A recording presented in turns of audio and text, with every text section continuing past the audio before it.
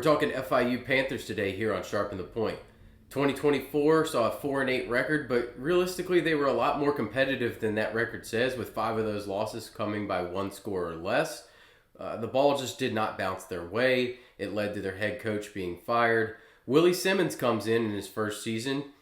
He was the Duke running back coach a year ago, but he has plenty of head coaching experience from his time at Florida A&M, where he led them to a 45-13 record in 6 seasons, and he retained both of the coordinators. He's made some coaching staff changes, but nothing too crazy. They just needed better leadership, and hopefully Simmons can provide that.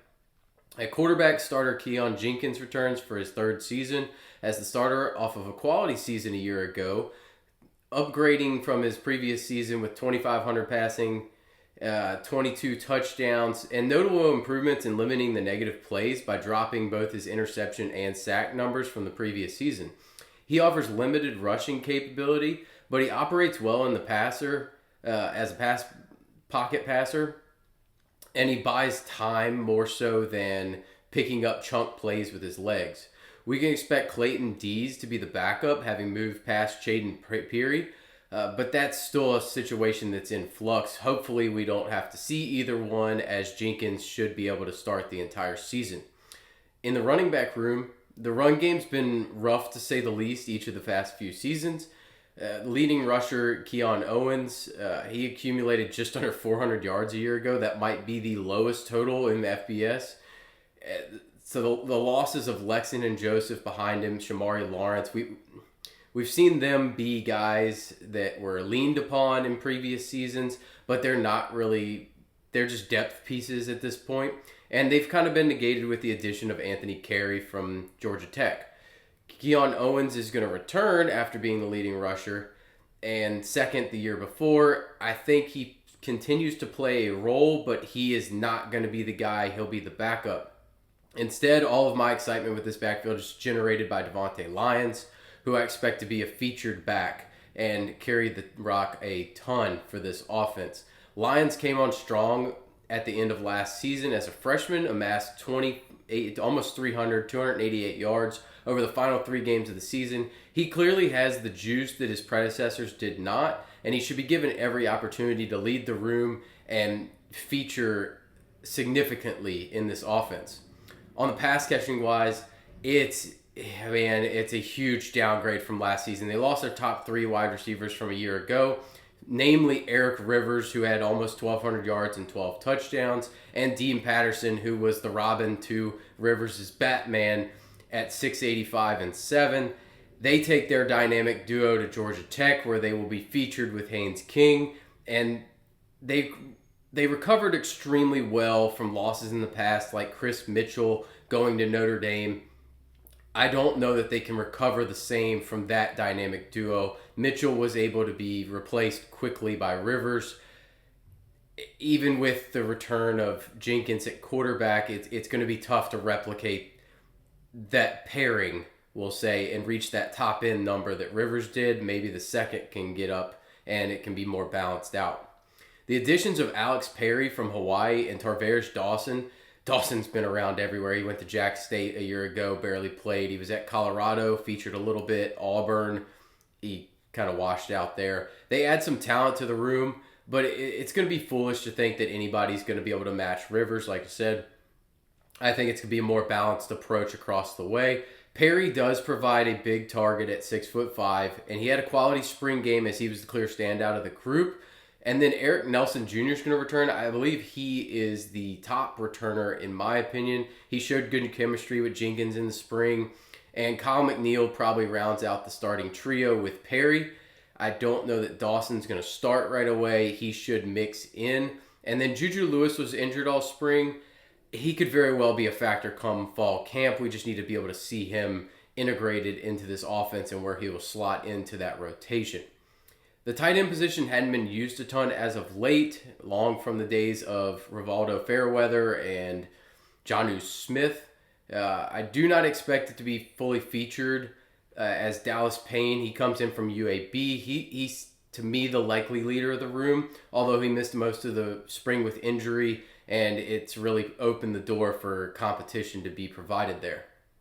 On the offensive line, They lost 4 of the 5 starters along the line. Guard Jaheim Buchanan is really the only mainstay. They added Antonio Tripp from Miami and Julius Pierce from Middle Tennessee. They helped recruit some of the depth that departed. They're quality additions. Pierce should man one tackle spot. He previously has experience at center, so there's some questions. Tripp and Buchanan should be the starting guard spots. But the late loss of projected center Wyatt Lawson threw a number of spots into disarray, as Pierce and Buchanan, who would be starting at a guard spot and a tackle spot, have experience at center, and it could force more shuffling along the offensive unit. It'll be interesting to see how they come out and play early in the season, as the skill players are probably there. It's just a question of how that line lines up. Along the D-line, they lost 4 guys who played a lot of snaps, and that really hurt.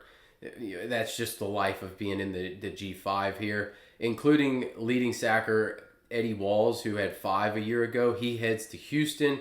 They did bring in 3 former 4-star recruits in Aaron Armitage from Stanford. He missed the entire spring due to injury, so we'll have to see how he slides in and slots in when he comes back healthy. And then 2 guys from Florida State, Dante Anderson and Lamont Green. All 3 are likely to play prominent roles off the edge, and hopefully they can get to the quarterback more than the guys that they're replacing, because they've really struggled to put pressure on the passer a year ago, which really hurt the defense. Keegan Davis is going to return to assist those recruits. He had a nice 3.5 sack season. He's really the star of the unit, in my opinion. He's going to need to be the guy who steps up, leads the room. And then up the middle, they really need a run stuffer. And it looks like Quaylen Hill and Agun Lale from Marshall, they've impressed. I think they're going to be a big part of the rotation as well. Top linebacker Travion Barnes, he's going to head to Baylor. Coming off a great season. He led the team in tackles with 129. He added 3 sacks, 2 interceptions. He was a playmaker in the linebacking core. And in order to rebuild it, Simmons looked to a familiar face. Johnny Chaney, he's a hard hitter. He comes from Colorado, but he previously led the Florida A&M defense when Simmons was there. And Percy Courtney Jr. is probably the leader of the unit.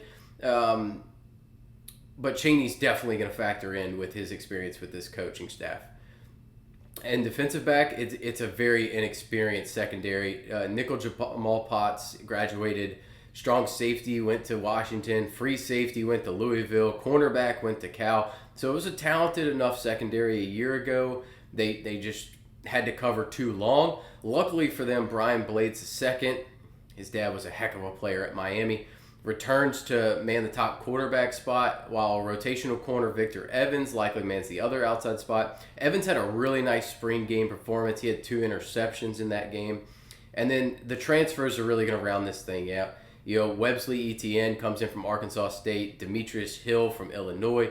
They're going to man 2 of the other secondary spots, and they have nice starting experience in their past.